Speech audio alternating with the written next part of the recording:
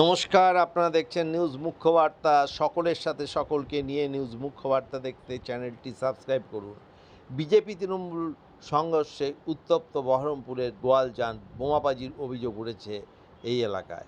অভিযোগের আঙ্গুল বিজেপির দিকে। ভোট পরবর্তী চাপা উত্তেজনা ছিলই।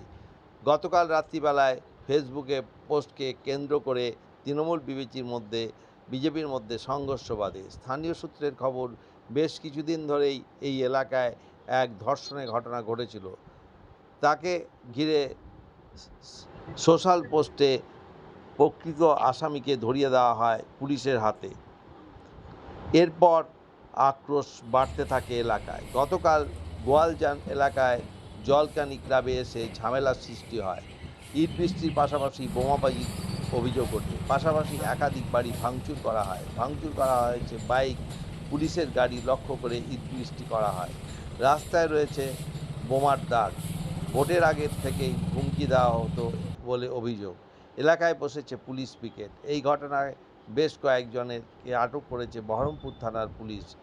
অন্যদিকে বিজেপির সমর্থকদের বক্তব্য, এই এলাকায় গত লোকসভা নির্বাচনে বিজেপি বিপুল পরিমাণ লিড পেয়েছে, এর জন্যই তৃণমূলের এই ক্ষোভ। গঙ্গা পুজো উপলক্ষে রিফিউজি ফেরিঘাট পাশে প্রতি বছর একটি বড় পুজোর আয়োজন করা হয়। এই পুজোর অনুষ্ঠানকে বানচাল করতে তৃণমূলের লোকেরা বিভিন্ন রকমের প্ররোচনা ও অত্যাচার সৃষ্টি করে বলে গতকাল এই ঝামেলার সূত্রপাত। আরও অভিযোগ, জলকালি ক্লাবের সামনে যখন বিজেপি সমর্থকরা পৌঁছায়, সেই সময় তৃণমূলের লোকেরা বোমাবাজি করে এবং পুলিশ তৃণমূলের হয়ে বিজেপিকে আক্রমণ করে। এলাকায় পুলিশ মোতায়েন করা হয়েছে, কেন্দ্রীয় বাহিনী টহল দিচ্ছে। বহরমপুর থেকে নিজস্ব প্রতিনিধি রিপোর্ট, নিউজ মুখ্য বার্তা। আমাদের এইখানে একজন তৃণমূলের কর্মী আছে, সে মনে হয় ফেসবুকে লিখেছিল, তাকে রাত্রিবেলায় আসে অ্যাটাক করতে। তখন মোটামুটি 12টা বাজবে। আমি এখান থেকে দোকান বন্ধ করে চলে গেছি 10:30টায়। আমি বাড়িতেই ফোনে শুনতে পাচ্ছি। ওর বাড়িতে প্রথমে অ্যাটাক করে, তারপরে এখানে 2-3 জন ছেলে ছিল, তারা গিয়ে তখন বাধা দেয়। বাধা দিতে গিয়ে তখন ওদের মধ্যেই হাতাহাতি হয়েছে। তারপরে ওই ডিপুরিঘাট থেকে 1-150 লোক এসে এরকম এই ক্লাব ভাঙচুর করেছে। এর আগেও করেছে, এর আগেও এরকম করেছে। আর ওরা কথায় কথায় মেয়ে ছেলে ফিরিয়ে দেয়, এমনকি পুলিশকেও মেরেছে ওরা কালকে।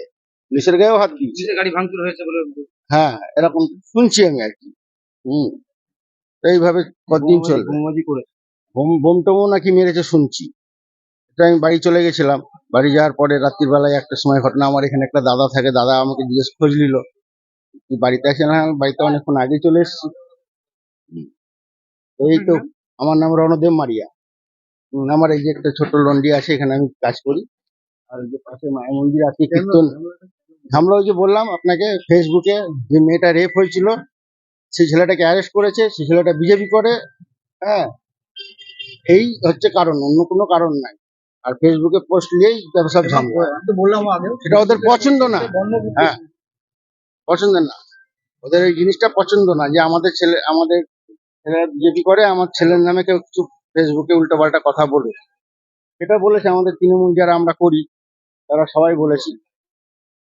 এই পর্যন্তই, আর কি বলবো। আমার নাম রণদেব মারিয়া।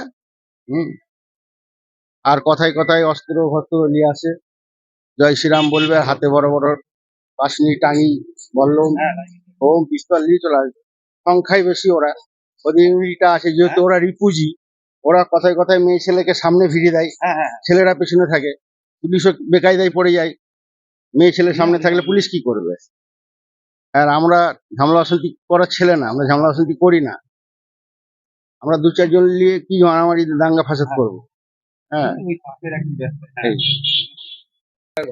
হ্যাঁ, এটা আপনার হচ্ছে রাত্রির তখন 2টো বাজে। 2টোর সময় আমরা সবাই মিলে ঘুমাচ্ছিলাম, হঠাৎ দেখলাম একটা বোম পড়লো। ছেলেপেলেদের সঙ্গে একটু তর্ক বিতর্ক হয়েছিল, যে সামান্য তর্ক বিতর্ক হওয়াতে ওরা গালাগালি খিস্তাখিস্তি করছে, যে আমাদের ছেলেপেলেরাও গালাগালি খিস্তাখিস্তি করে।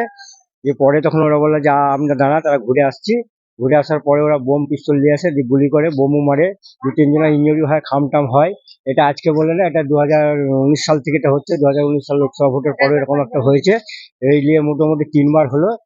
মাঝে মধ্যে আমাদের এখানে গঙ্গা পুজোটা খুব ভালোভাবে অনুষ্ঠানটা হয়।